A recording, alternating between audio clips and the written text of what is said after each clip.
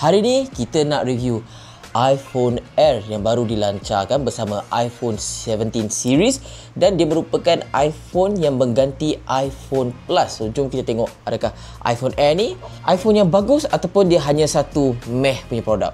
Jom kita tengok. First thing first, kita start dengan dia punya design, sebab design dia lah yang paling buat dia stand out compare dengan iPhone 17 series yang lain.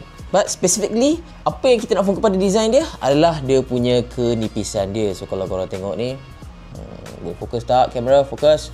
Okay, kalau korang nampak dia punya nipis tu memang sangat-sangat nipis lah. Even dia punya kamera bump pun bila kau tengok nampak agak besar, sebab ni lah iPhone ni sangat nipis. Despite dia being very nipis, dia very boleh katakan agak ni very strong ni. Aku putting a bit pressure, tak adalah kuat sangat, aku takut rosak agak. Tapi at the same time it's very keras, which is kenapa dia pakai titanium. Kalau kita compare dengan iPhone 17 series, diorang pakai aluminium. So kalau korang nak satu iPhone yang pakai titanium, inilah iPhone dia. So dengan kenipisan tu, korang mesti obviously tanya, macam mana dengan berat dia? So aku boleh katakan, korang nampak ni nipis kan? So dalam kepala otak korang, bila korang nampak something senipis ni, korang expect benda tu ringan. Well, aku boleh katakan this iPhone I think is one of the thinnest iPhone yang aku pernah pegang.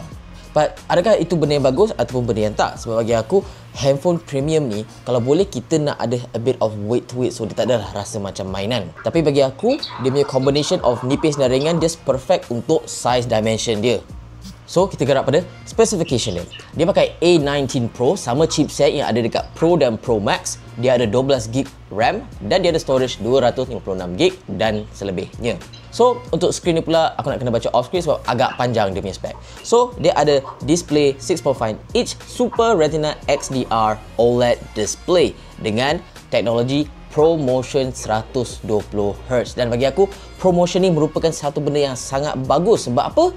Sebab sebelum ni, ProMotion ni hanya ada pada device Pro dan Pro Max. Sekarang korang dapat ProMotion dekat iPhone 17 yang biasa dan iPhone Air. So this is a very good win untuk siapa yang tak berapa minat dengan Pro dengan Pro Max. Dan the biggest question of all, berapa besar bateri dia? Well, iPhone tak mengeluarkan apa-apa spesifikasi tentang bateri dia, tapi dia juga claim yang phone ni boleh buat 22 jam video playback based on dorang punya kajian dan test results. So based on penggunaan aku selama beberapa hari ni, aku boleh mengatakan bateri ni cukup untuk korang last the whole day, no problem. Tapi dia juga depends on apa korang buat. Sebab aku tak adalah main game satu hari, but aku assume if you play the main dengan ni dengan satu hari, bateri tak akan tahan. Tapi kalau macam aku, sekali-sekala buka YouTube, sekali-sekala scroll social media, aku rasa tak akan ada masalah lah untuk korang sampai pagi ke malam. So jom kita move on kepada kamera dia.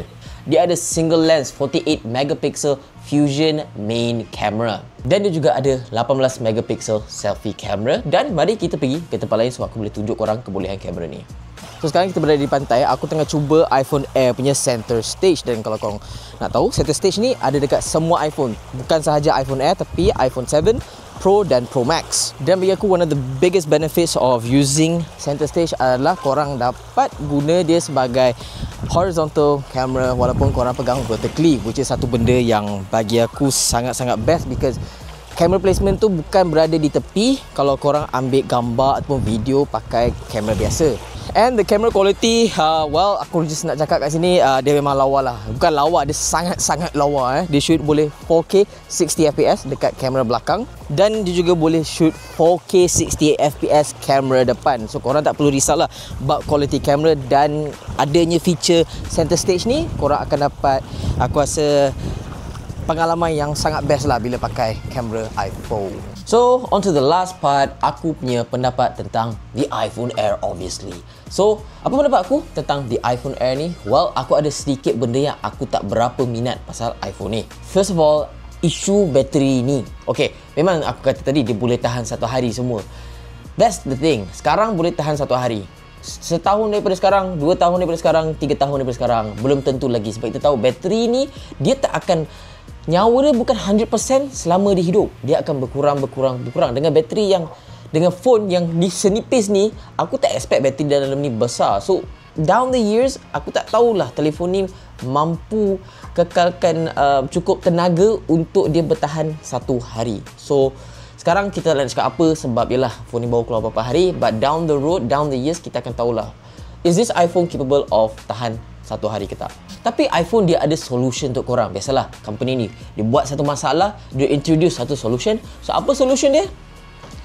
Wireless battery pack di mana korang boleh letak dan melekat dekat iPhone Air korang, dan aku dah pakai benda ni, and bagi aku untuk harga RM479 this is not worth the money. Sebab aku dah test benda ni selama 15 minit, aku charge. Kau tahu berapa persen dia naik? 3% je. So korang pandai-pandai lah fikir berbaloi ke tak berbaloi beli power bank wireless untuk iPhone ni. Second thing yang tak suka is dia punya camera. Aku tak tahulah kenapa iPhone. You made a thin phone, a very good phone, but why is it, kenapa dia satu lens je? Like memanglah dual fusion, but technically it's still satu lens. Dan iPhone Air ni sebenarnya dia menggantikan iPhone 17 Plus, sebab tahun ni tak ada iPhone 17 Plus. Tapi kenapa korang, make it nipis but at the same time buang kamera dia? I just doesn't make sense. Like, you guys should at least try to put another lens on ni. Kalau Samsung boleh buat dengan S25 Edge diorang, kenapa iPhone tak boleh buat? So, on to the last thing, which is dia punya harga. Berapa harga dia? Well, iPhone Air ni dijual pada harga RM4,099. Dan untuk aku, adakah dia berbaloi? To a certain extent, kalau kau orang yang nak satu novelty, di mana novelty, not novelty. Nak satu iPhone di mana, wow, korang dapat iPhone yang paling lawa lah dalam series dia, yang paling nipis, yang paling cantik, that RM4,999 akan jadi sangat baloi. Tapi kalau korang nak iPhone yang bateri tahan lama tanpa memerlukan satu wireless power bank dekat belakang ni, ataupun iPhone yang ada kamera yang lebih banyak dan boleh telephoto zoom tengok benda yang jauh, this is not the iPhone for you. That RM4,999 memang tak akan rasa berbaloi. Tapi itu hanya semua pendapat aku. Apa pendapat korang? Jangan lupa untuk subscribe, like dan share video ni ke mana-mana tempat korang nak, dan kita jumpa di video seterusnya. Bye-bye. Ciao.